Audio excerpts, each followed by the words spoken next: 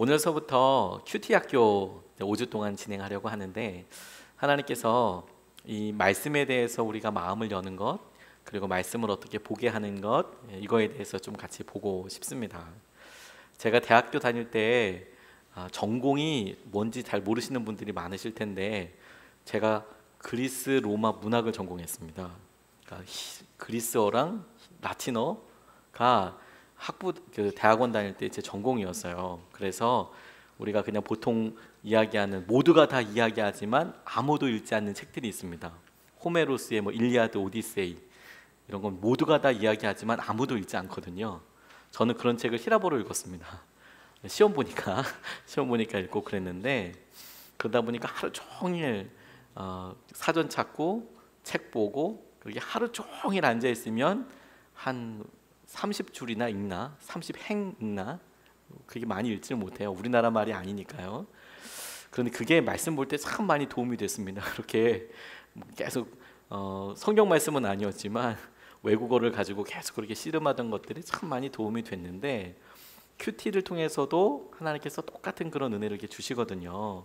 우리가 좀 같이 보고 경험할 수 있는 5주가 그렇게 말씀과 어떤 텍스트를 보면서 주님께서 주셨던 도전들을 좀 같이 나누고 또 설교학교에서도 이렇게 나눌 수 있으면 좋겠습니다. 먼저 우리가 약속의 말씀처럼 우리 요한 욥기서 33장 14절 말씀을 같이 읽겠습니다. 시작. 사실은 하나님이 말씀을 하시고 또 하신다고 하더라도 사람이 그 말씀에 주의를 기울이지 못할 뿐입니다. 아멘. 욥기에 이런 말씀이 있는지 모르셨죠? 하나님이 말씀을 하신대요. 그리고 또 하신답니다. 말씀을 하시고 또 하시는데 그런데 사람이 그 말씀에 대해서 집중하지 못하더라. 하나님은 말씀하시고 또 하시는데 사람이 그것에 대해서 주목하지 못하더라. 우리가 말씀을 묵상할 때에 하나님께 기본적으로 갖고 있는 신뢰가 바로 이 말씀에서부터 시작됩니다. 하나님께서 우리에게 끊임없이 말씀하시는 분이시더라. 우리가 주의를 기울이지 않기 때문에. 그래서 큐티 학교를 통해서 우리가 하고 싶은 것은 무엇이냐면 하나님이 말씀하시고 또 말씀하실 텐데 그렇게 반복해서 말씀하시는 것들에 우리가 좀 주의하여 보자.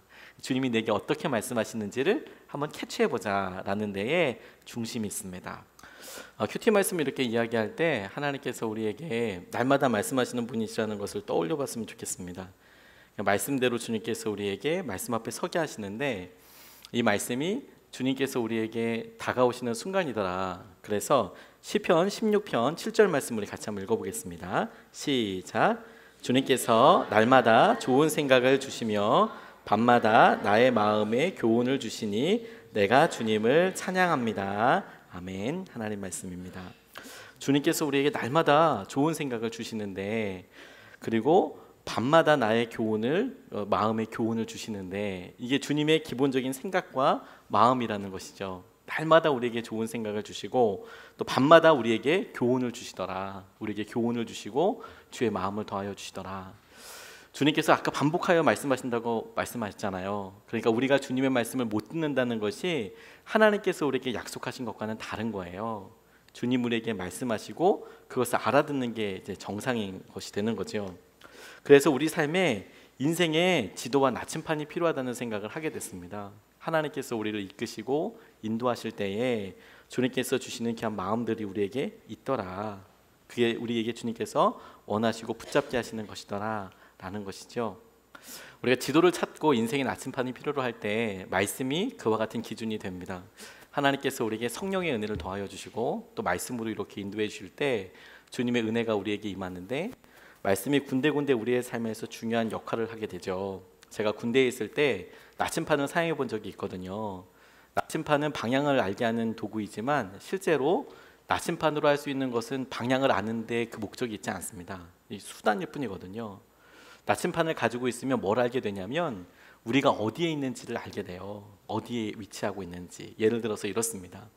내가 장소를 전혀 모르는 상태에서 지도랑 나침판을 가지고 있다면 주위에 가장 높은 건물이나 산을 내가 있는 자리에서 나침판으로 각도를 재요. 그리고 그 각도를 지도에서 잰 그 상태로 자로 찍 선을 긋습니다. 그리고 또 다른 옆에 있는 커다란 건물이나 산을 갖다가 다시 각도기로 잽니다. 그래서 두 개를 연결선을 그어서 그 선이 만나는 곳이 우리가 지금 나침판을 들고 서 있는 곳이다라는 것을 배우거든요. 말씀도 마찬가지예요. 하나님께서 우리에게 커다란 사건들을 이렇게 보여주십니다. 말씀으로, 우리의 삶의 어떤 은혜로, 눈물로, 때로는 고통으로. 그런데 그 말씀을 우리가 부딪혀서 알아요. 우리의 삶에 주신 여러 일들을 성경이라는 지도를 가지고 성령의 인도하심이라는 나침판을 가지고 볼 때 이 두 개가 딱 부딪힐 때가 있어요. 그럼 뭘 알게 되냐면 내가 지금 어느 위치에 있는지를 알게 됩니다. 그래서 주님을 만나는 순간마다 우리가 죄인이구나, 우리의 자리가 지옥의 아랫목일 수가 있겠구나 라고 떠올릴 수밖에 없게 되는 것이 무엇이냐면 세상에서 우리가 어떤 모습으로 살아가는가, 그걸 말씀을 통해서 우리에게 보여주시고 알게 해주시고 이끌게 해주시더라라는 것이에요. 그러다 보니까 우리에게 질문 한 가지가 생기게 됩니다. 그게 뭐냐면 우리가 말씀대로 사는 것이 가능한가 하는 것이죠. 여러분들은 어떻게 생각하십니까? 말씀대로 사는 게 가능할까요? 우리가 계속 여기까지 오면서 그게 잘 되면 진즉에 바뀌었죠 이렇게 생각하기 쉽지만, 성경은 결론적으로 말해 우리가 연약하고 심지어 악하다고 이야기하지만 우리가 말씀대로 살 수 있다라고 이렇게 이야기하고 계세요. 말씀대로 살 수 있다라고요. 신명기 30장 11절로 14절까지 말씀 우리가 같이 한 목소리를 읽어보겠습니다. 시작. 오늘 내가 당신들에게 내리는 이 명령은 당신들이 실천하기 어려운 것도 아니고 당신들의 능력이 미치지 못하는 것도 아닙니다. 이 명령은 하늘 위에 있는 것이 아니므로 당신들은 누가 하늘에 올라가서 그 명령을 받아다가 우리가 그것을 듣고 지키도록 말하여 주랴 할 것도 아닙니다. 또한 이 명령은 바다 건너에 있는 것도 아니니 누가 바다를 건너가서 명령을 받아다가 우리가 그것을 듣고 지키도록 말하여 주랴 할 것도 아닙니다. 그 명령을 당신들에게 아주 가까운 곳에 있습니다. 당신들의 입에 있고 당신들의 마음에 있으니 당신들이 그것을 실천할 수 있습니다. 아멘. 두 가지를 이야기하고 계세요. 말씀이 당신들의 입에 있습니다. 그리고 당신의 마음에 있습니다. 그렇게 가까이 있기 때문에 당신들이 그 말씀을 실천할 수 있습니다. 이스라엘 백성들이 자녀들에게 토라를 외우도록 하고, 우리 쉐마라고 이야기하는 들으라 이스라엘이라고 나와 있는 말씀을 끊임없이 암송하도록 한 이유가 뭐냐면 바로 이 말씀에 의지해서 그렇습니다. 말씀을 살 수 없다라고 이야기할 때 그게 너의 연약함 때문이다, 악하기 때문이다라고 이야기하지 않고 이스라엘 사람들이 이렇게 이해할 거예요. 충분히 우리의 입술에 가까이 고백되지 않기 때문에, 우리의 마음에 충분히 그 말씀이 머물지 않기 때문에, 그래서 너희가 말씀을 대로 살 수 없는 것처럼 보인다라고 말씀하시는 것이죠. 저는 이 말씀을 한번 믿어보기로 했습니다. 하나님께서 제 삶에 두려움이 자동으로 나오거든요.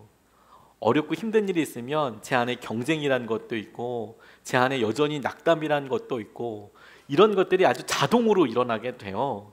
그래서 마음으로 쉽게 좌절하고 낙담하는 모습을 제가 보게 되거든요.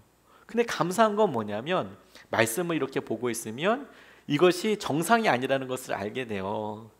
주님께서 두려워 말라 하지 말라고 얘기하셨고, 술 취함보다도 방탕함과 생활의 염려가 똑같다라고 말씀하고 계시니까 내 안에 염려에 대해서 하나님께서 염려하고 계세요. 내 안에 있는 것들에 대해서 정상이 아니라고 말씀하고 계시거든요. 그런데 말씀을 전혀 모를 때에는 이런 나의 연약함에 대해서 해결할 수 있는 방법이 전혀 없더라는 거죠. 그런데 오늘 신명기의 말씀은 아니야. 입술에 가깝게 하고 마음에 가깝게 하면 실천할 수 있어. 떠올릴 수 있어. 생각할 수 있어. 그런 방법을 해보는 것이죠. 우리가 어떤 공간 안에, 어떤 그릇 안에, 항아리 안에 물을, 뭔가를 이렇게 다른 것을 채워 넣으려고 할 때 아무것도 채워 넣지 않으려고 한다면, 그러면 계속 비우기 위해서 노력하는 방법이 있고, 거꾸로 딱 물을 다 채워버리면 아무것도 들어갈 수 없는 상황이 될 수 있겠죠. 우리의 생각을 죄나 연약함 생각 안 하려고 계속 머리를 비우고, 주님 내가 이것과 이기고 싶습니다, 정결하고 싶습니다, 깨끗하고 싶습니다, 이렇게 생각날 때마다 떨쳐버리는 방법도 방법이겠지만 또 다른 방법으로는 아예 우리의 마음의 생각의 항아리 안에 예수님을 가득 채워버리면, 말씀을 가득 채워버리면, 그러면 다른 세상의 것들이 거기에 들어올 수 없겠다라는 것이죠. 말씀을 채워넣겠다라는 것은 바로 그런 의미입니다. 주님께서 우리에게 약속하여 주신 것들을 우리가 입술로도 계속 고백하고, 특별히 하가라는 묵상이라는 단어는 입으로 계속 중얼중얼 하다라는 표현이거든요. 내가 계속 묵상하고 그리고 내 마음으로 계속 생각하고 있으면 어느 순간에 그 말씀이 그렇게 되게 되더라.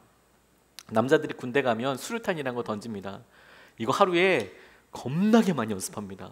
구분 동작으로 하나, 둘, 그러면 구분 동작으로 이거 안전핀 뽑는 거, 내리고 뭐 하는 거 이런 거 훈련 되게 많이 합니다. 몇 번 하냐? 막 500번씩 합니다. 한 번 시작하면 500번 숫자 세어가면서 하거든요. 왜냐하면 수류탄 잘못 던지면 안전사고가 나잖아요. 큰 사고가 나지 않습니까? 의외로 이게 긴장이 많이 되기 때문에 사고가 많이 나요. 의외로 긴장하면 그렇게 하지 말라는데 수류탄 핀 뽑고 핀을 던져요. 수류탄을 갖고 있고, 그러면 수류탄이 터지겠죠. 그래서 죽는 사람들이 있어요. 안 그럴 것 같지만 긴장하면 사람들이 그렇게 하거든요. 그러니까 아주 그걸 계속 철저하게 훈련시킵니다. 하나 하면 핀 잡고, 둘 하면 뽑고, 셋 하면 우양우하고, 그 다음에 이게 500번씩 1000번씩 그렇게 훈련시켜서 들어갑니다. 그래도 안전사고가 날 정도이거든요. 근데 신기한 건 뭐냐면 그렇게 막 하면 거의 대부분의 사람들은, 아주 긴장하지 않으면 거의 대부분의 사람들은 자기가 구분 동작으로 연습했던 대로 그렇게 돌아가게 돼요. 그렇게 살아가게 돼요. 자동적으로 몸에 익어서. 말씀을 가까이 한다는 게 그와 같죠. 내가 그 말씀을 지키고 내 입술에 계속 들어가게 되면 자동적으로 그 말씀이 우리 가운데 지향하는 바에 대해서 우리가 반응하고 이야기하게 되더라. 이게 하나님께서 우리를 이끄시고 붙잡아 주시는 말씀이라는 거예요. 우리가 큐티를 하는 목적도 바로 그것입니다. 큐티는 그런 의미에서 하나님께서 우리에게 주신 어떤 방법입니다. 아마 처음서부터 오래전부터 역사가 있었겠지만 큐티라는 방법으로 시작된 시기는 한 1900년대 이 정도부터 시작이 됐습니다. 케임브리지 대학이라는 곳에서 1800년대 말에서부터 시작이 됐는데, 큐티라는 이름으로 시작된 건 그렇습니다. 우리가 다음 주쯤에 한번 보게 될 렉티오 디비나라는 그런 방법도 있는데, 거룩한 독서라고 번역이 되는 라틴어입니다. 렉티오 디비나라는 거룩한 독서. 그게 오랜 중세 때부터 사람들이 성경 말씀을 읽었던 방법인데, 그게 요즘 우리가 하는 방법으로 정착된 것은 한 1800년대 후반에 케임브리지 대학에서 성경 말씀에 대한 갈망이 일어나면서 우리가 아침마다 모여서 말씀을 한번 읽고 묵상해 보자. 그 시간을 어떻게 이름하여 볼까 하다가 Quiet Time QT라는 그런 이름을 지어본 거거든요. 그래서 말씀에 대해서 서로 같이 읽고 묵상하고 그 말씀을 같이 쉬어 나누고, 그걸 통해서 케임브리지라는 곳에 말씀의 부흥이 임하고 케임브리지 7인이라는 선교적으로 굉장히 훌륭한 사람들이 케임브리지에서 나오기 시작했거든요. 이 말씀에서부터 시작된 겁니다. 그러니까 큐티란 무엇이냐면 우리가 우리 삶의 중요한 것들을 말씀에 비춰서 다시 한번 생각해 보는 거예요. 다만 말씀을 읽는 수준이 아니라 오늘 이 말씀을 내가 주님께서 내게 직접 말씀하시는 소리로 내가 붙잡는다. 그래서 내가 이 말씀대로 어떻게 살 것인가, 어떻게 반응할 것인가에 대해서 질문하고 기도하고 그리고 그대로 한번 순종해 보도록 결단하는 시간을 큐티라고 생각하시면 되겠어요. 이 큐티의 목적은요, 그런 의미에서 말씀대로 사는 훈련입니다. 하나님께서 왜 이런 말씀을 하시는지에 대한 의미를 안다면 조금 더 순종하게 나을 거예요. 그리고 만약에 내 마음을 잘 알고 있는 사람이 권면해주고 독려해주는 거라면 당연히 순종하기 쉽겠죠. 듣기 쉽겠죠. 말씀을 여러 번 읽으면서 주님의 마음이 그와 같다는 것을 알게 되는 거거든요. 그래서 이 큐티의 성경적 근거가 있습니다. 애굽에서 가나안까지 40년 광야 훈련 통해서 우리가 알 수 있는데, 이 출애굽 이후에 40년 동안의 광야는 분명한 교육적 목적을 가진 시간이어서요. 40년을 그냥 보낸 것이 아니라 이스라엘 백성들을 어떠한 경지로 어떠한 수준으로 바꾸기 위한 통로였거든요. 신명기 8장 2절로 3절 말씀 세번역 성경으로 같이 한번 읽어보겠습니다. 시작.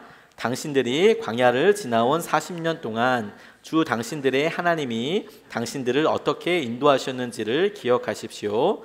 그렇게 오랫동안 당신들을 광야에 머물게 하신 것은 당신들을 단련시키고 시험하셔서 당신들이 하나님의 계명을 지키는지 안 지키는지 당신들의 마음속을 알아보려는 것이었습니다. 주님께서 당신들을 낮추시고 굶기시다가 당신들도 알지 못하고 당신들의 조상도 알지 못하는 만나를 먹이셨는데 이것은 사람이 먹는 것으로만 사는 것이 아니라 주님의 입에서 나오는 모든 말씀으로 산다는 것을 당신들에게 알려주시려는 것이었습니다. 숨은 의도가 두 개 나왔어요. 의도가 하나 뭐냐면 우리가 말씀대로 살려고 하는지 안 살고 하는지를 알아보시기 위해서 40년 동안의 광야 생활을 허락하셨대요. 다시 첫 번째, 우리가 말씀대로 사는지 안 사는지 그 마음을 점검해 보시기 위해서 주님께서 40년 동안의 훈련 시간을 쓰셨대요. 우리가 우리 삶이 광야 같다고 이야기하시는 분들이 가끔 계시잖아요. 반복되는 어려움이 있다고 말씀하시는 분들 계시잖아요. 직장에 녹록치가 않고 관계가 변하지 않고 진짜 광야의 길을 걷고 있습니다. 뭘 의지해야 될지 모르겠습니다. 그럼 이 말씀 한번 떠올려 보십시오. 하나님께서 이 일을 통하여 우리가 뭘 하나님께서 주목하고 계시는지, 우리가 말씀대로 사는지 살지 않는지를 시험하기 위해서 광야 생활을 허락하셨대요. 두 번째, 왜 허락하셨냐면 사람이 떡으로 사는 게 아니라 말씀으로 산다는 것을 깨닫게 하기 위해서 40년 동안의 삶을 허락하셨대요. 보이는 게 다가 아니다. 보이지 않는 것이 있다. 보이지 않는 것에서 오는 능력과 의미에 대해서 40년 동안이나 반복해서 하나님께서 이스라엘 백성들에게 알려주시고 이끌어주시고 인도하여 주셨다는 거예요. 이게 목적이었다면 미리 알려주시고 외워라 그랬으면 얼마나 좋았을까요? 마치 우리 시험 쓸 때 단답형 답 쓰듯이, 자, 너희들이 광야 생활을 하는 목적 두 가지 써라. 1. 마음으로 순종하는지 아는지. 2. 말씀이 먹여 살리는 거라는 거 알기 위해서. 이렇게 깔끔하게 쓰고 시험 끝나면 좋지만 실제로 우리가 말씀드렸잖아요. 반복적으로 삶이 그렇게 익어지고 그렇게 살아가게 되는 것은 두 번째이거든요. 전혀 다른 문제인 거거든요. 제가 수영을 아직도 못해요. 수영 꽤 오래 다녔거든요. 오래 다녔는데 제게는 수영을 못한다라는 믿음이 있어요. 안 되는 거구나 수영이. 우리 코치님은 반대의 믿음이 있으셨거든요. 우리 코치 선생님이 나이는 잘 모르겠지만 제가 대충 봤을 때 물어보진 않았습니다. 20대의 여자분이셨어요. 하지만 등치가 저보다 좋으셨어요. 아주 그냥 그런 분께서 수영을 알려주시는데 정말 확고한 믿음으로 회원님 조금만 더 하시면 된다고 이렇게 얘기하시고 정말 저를 강하게 푸시하셨습니다. 이 거북이 등도 빼게 하시고 이 발판도 빼게 하고, 제가 그래서 수영장 갔다 올 때마다 배가 불러가지고 아침을 못 먹었어요.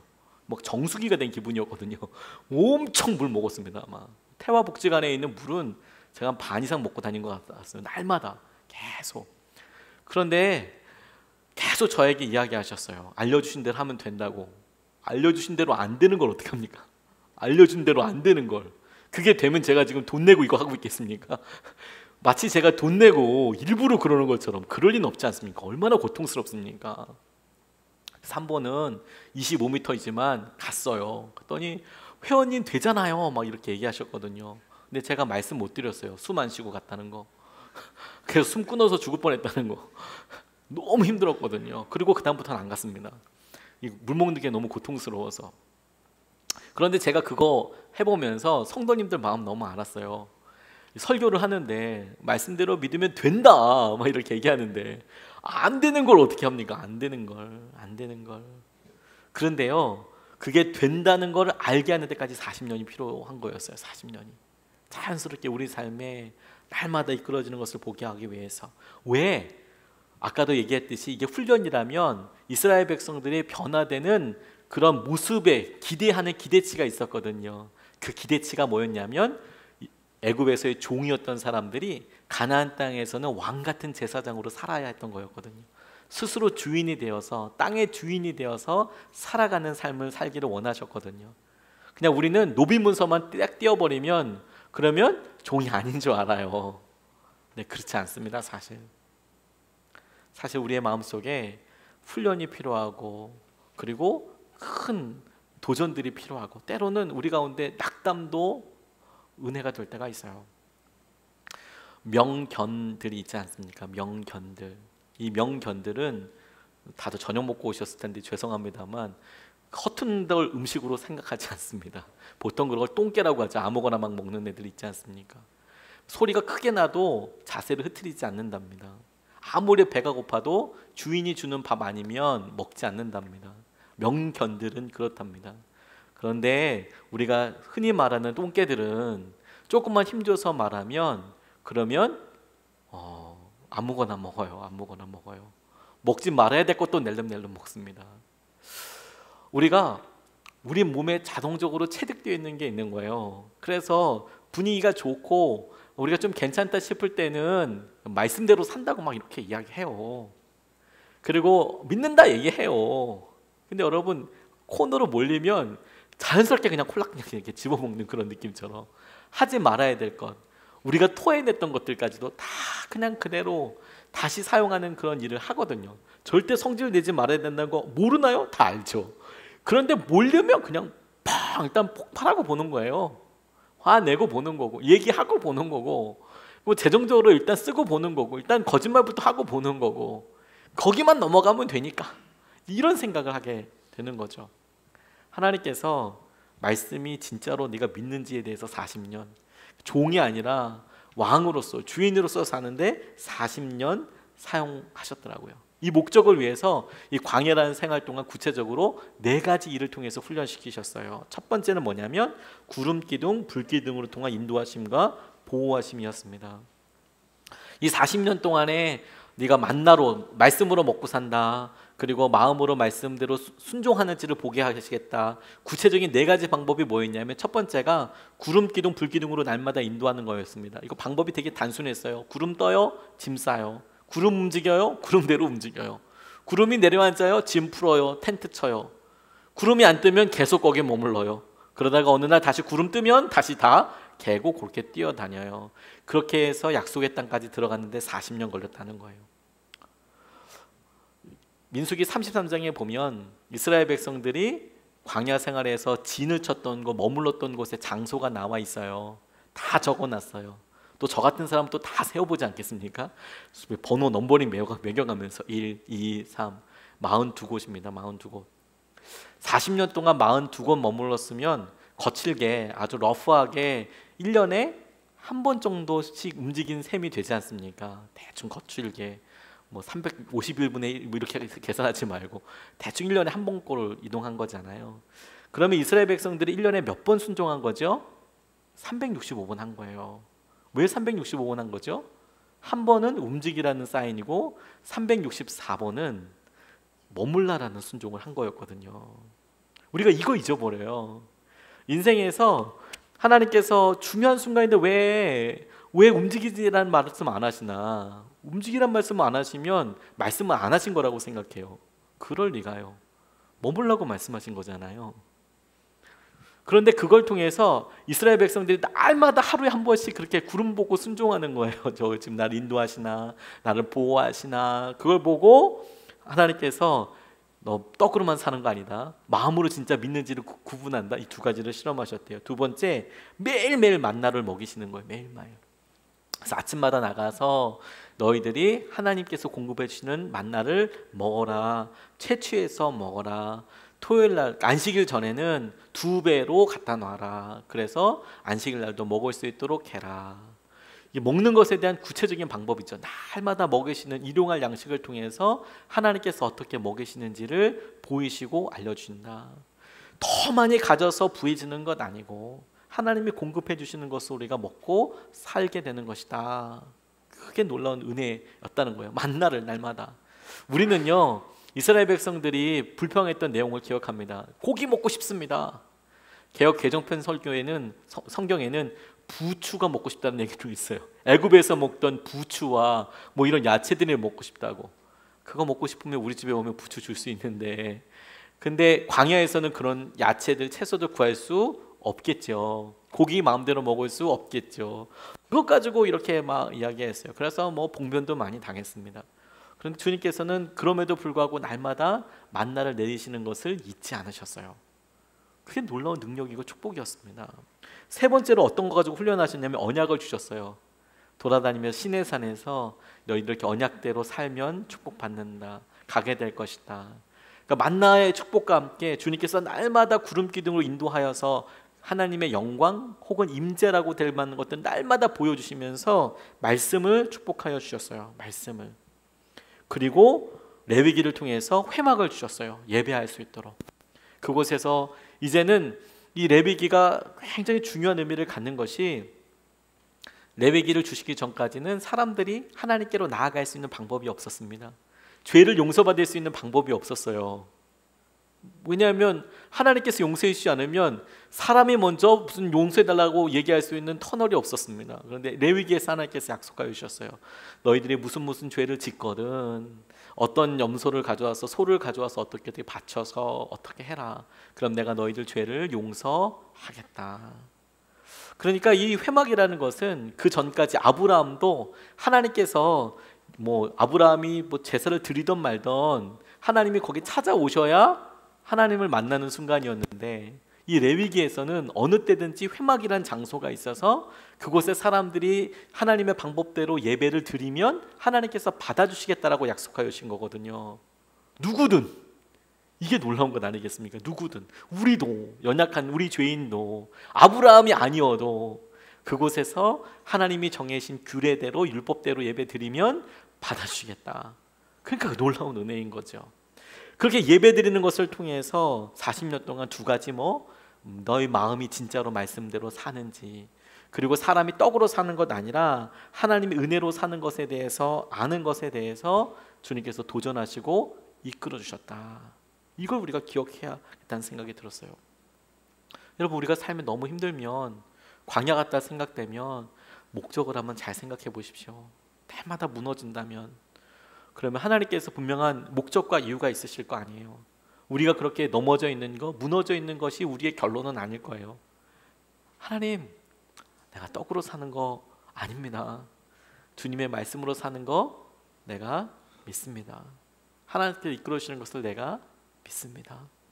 그게 우리의 결론인 거죠. 우리의 결론인 거죠. 그래서 우리가 큐티를 왜 하냐면요, 우리 갈라디아서 5장 17절 말씀 같이 한번 읽겠습니다. 시작. 육체의 욕망은 성령을 거스르고 성령이 바라시는 것은 육체를 거스릅니다.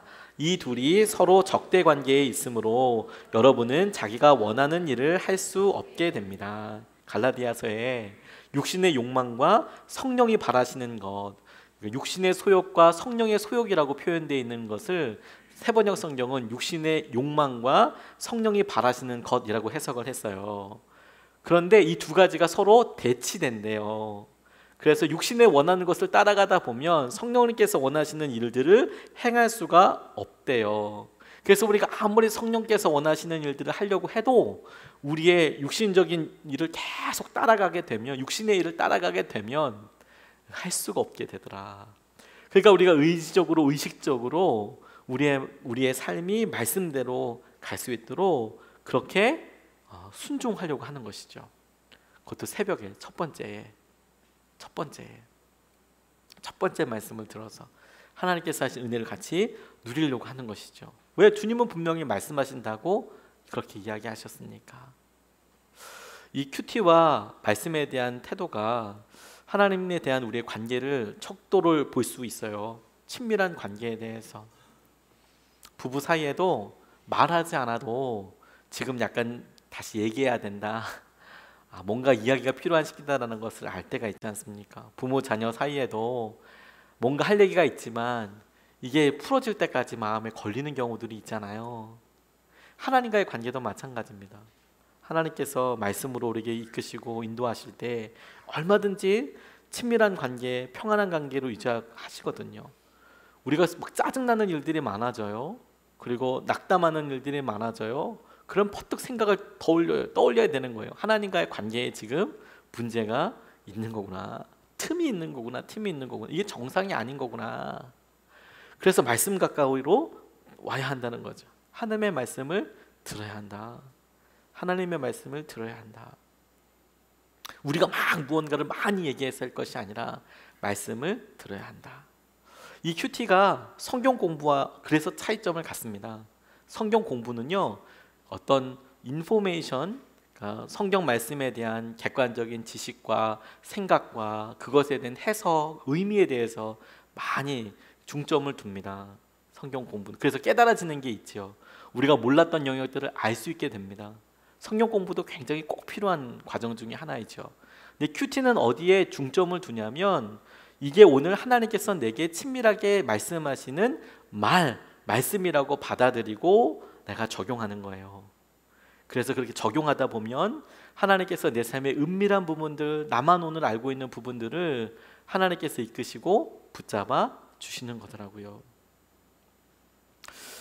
김진홍 목사님이라고 옛날 두레교회에 목회하시던 은퇴하시는 목사님이 쓰신 예전 글 보니까 굉장히 희한한 말씀을 붙잡아서 은혜를 누린 게 있으시더라고요. 이분이 처음 젊었을 때에 빈민들, 도시 빈민들 대상으로 사역하다 보니까 가끔 이렇게 수감되는 일이 있으셨대요. 경찰서에 붙잡혀 가고 억울하게 이제 고소도 당하고 뭐 이런 일들을 겪으셨나 봐요. 너무 추우시더래요.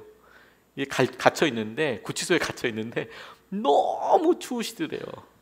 근데 말씀 한 가지가 딱 떠오르더래요. 근데 그 말씀이 진짜 맥락 없이, 뜬금없이 하나님께서, 주님께서 오신 목적이 너희들 사이에 불을 던지러 왔다.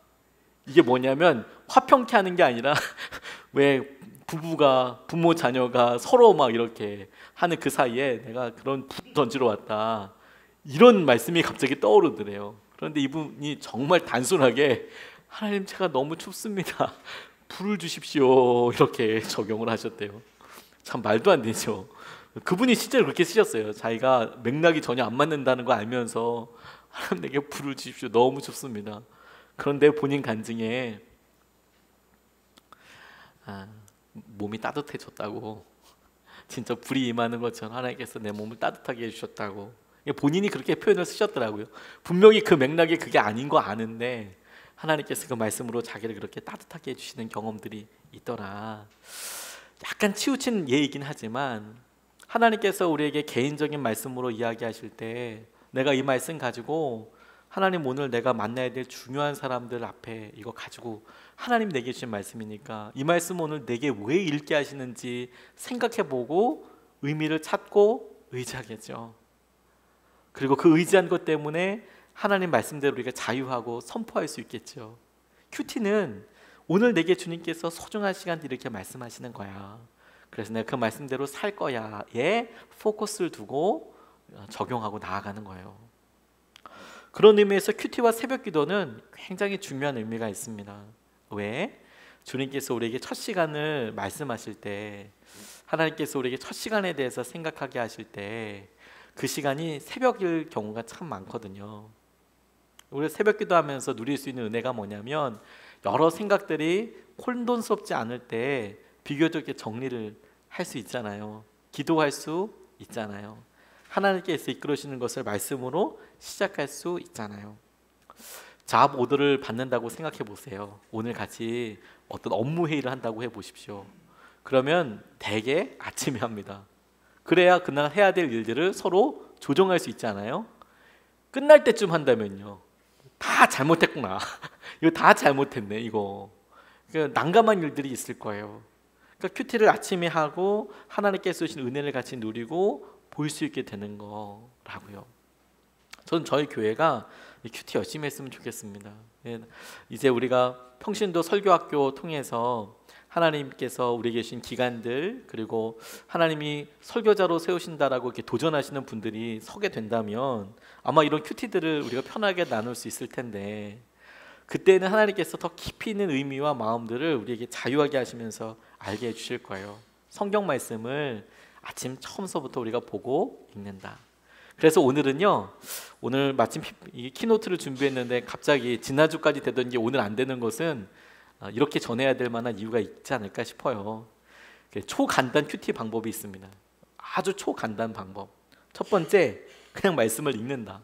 여러 번 읽는다. 그냥 여러 번 읽는다. 저 같은 경우엔 그래서 여러 성경으로도 읽어요. 여러 성경으로도 읽어요. 그리고 여러 성경으로도 들어요. 알든 못 알아듣든 그냥 들어요. 제가 대학원 다니면서 특별한 경험이 뭐냐면, 제가 대학원 들어갈 때 번역 시험을 봤거든요. 히라버랑 라틴어 번역 시험을 봤어요. 그냥 아무데나 복사해서 번역하시오, 이게 입학 시험이었거든요. 그런데 가르쳐주는 사람이 아무도 없었어요. 그 학교에 그런 수업이 없었거든요. 그래서 혼자 독학했어야 됐어요. 그래서 문법책 들고 사전 들고 그냥 공부했어요. 왜냐하면 히라버는 리스닝 파트가 없거든요. 리딩 파트만 열심히 하면 되거든요. 회화를 할 게 아니니까. 그러니까 단어만 알고 사전만 보고 하면 되거든요. 이게 겁이 없어요. 그래서 막 열심히 막 읽어요. 근데 그렇게 하다 보면 어느 순간에 깨우쳐지는 게 있더라고요. 저희 군대 갔을 때도 카투사 군대 가서 하면 아무리 영어 공부 많이 해도 잘 못 알아듣거든요. 그런데 하루 종일 AFKN 틀어놔요. 내 의지가 아니라 같이 일하는 미국인이 계속 틀어놔요. 음악 듣고 계속. 근데 그러다 보면 어느 순간에 하나씩 조금 더 들리는 단어들이 많아져요. 그리고 어느 순간에 노래 같이 따라 부르고 있고요. 얘기하고 있고요. 그런 거 잘 알거든요. 그래서 말씀 읽을 때 알든 모르든 여러 나라 언어로 막 읽어요. 일본어로도 읽고 뭐 여러 언어들도 막 읽어요. 뭐 언젠가 알려주시겠죠, 하나님께서. 그런데 여러 번역으로 읽는 것도 도움이 많이 되더라고요. 두 번째, 가장 눈에 마음에 와 닿는 구절 일단 줄치고 봐요. 밑줄 많이 그어도 상관없어요. 저는 그림도 그려요. 여전히 제 큐티 책에 그림이 있어요. 별표는 너무너무 많고요. 중요한 의미로 다가오는 거. 그 다음에 질문해요. 이게 왜 나한테 마음에 닿았지? 그랬더니 오늘 중요한 설교가 있다든지 중요한 신방이 있다든지 요즘 기도하고 있는 여러 일들이 있다든지 하나님께서 내게 그것과 이 말씀을 묵상하시게 하는 걸까? 라고 적용시켜 봐요. 그리고 왜 이런 일이 있는지에 대해서 계속 그 약속을 찾아요. 그럼 어떻게 된다는 걸까 도대체? 그래서 그 말씀을 붙잡고 의지하고 나아가요. 평안하게 이렇게 믿고 나아가요. 그 다음에 중요한 게 뭐냐면 무조건 적어요. 생각나는 거 일단 적고 봐요. 적고 그 다음에 그 적은 것과 어떻게 이야기되는지를 서로 이렇게 하나 어울려 매칭시켜 봐요. 그리고 기도해요. 날마다 주님께서 주신 은혜에 대해서 생각하고 나아가게 되는 것이죠. 하나님께서 우리에게 말씀을 이렇게 열어보게 해주실 때 우리 마음속에 일단 말씀에 대한 부담감부터 그리고 말씀을 대할 때의 태도부터 바르게 했으면 좋겠습니다. 말씀을 읽는 순간은 하나님께서 내게 말씀하시는 순간인 거구나. 그 시간이 기도하는 시간이구나. 기도가 주님과의 대화라면 우리가 소리내서 주님 앞에 기도하는 시간은 우리가 주님 앞에 말씀드리는 시간이지만 말씀을 읽는 시간은 주님이 우리에게 말씀하시는 시간이에요. 직접 주님의 언어로. 그러니까 모르겠으면 2번, 3번 반복해서 읽는 거죠. 모르겠으니까 개역 개정판 성경 말고도 새 번역으로도 읽고 메시지 성경으로도 읽고 할 수 있는 쉬운 성경으로도 읽고 여러 성경으로 다시 읽는 거죠. 내가 진위를 잘 파악한 걸까 생각하기 위해서 필요하다면 히브리어 성경도 읽고 히라버 성경도 읽고 영어 성경도 읽는 이유가 잘 이해한 걸까? 그걸 알기 위해서인 거거든요. 우리가 그 말씀의 풍부하심을 따라서 주님께서 행하신 은혜를 충만하게 누리게 되는 저와 여러분 되시기를 축복합니다.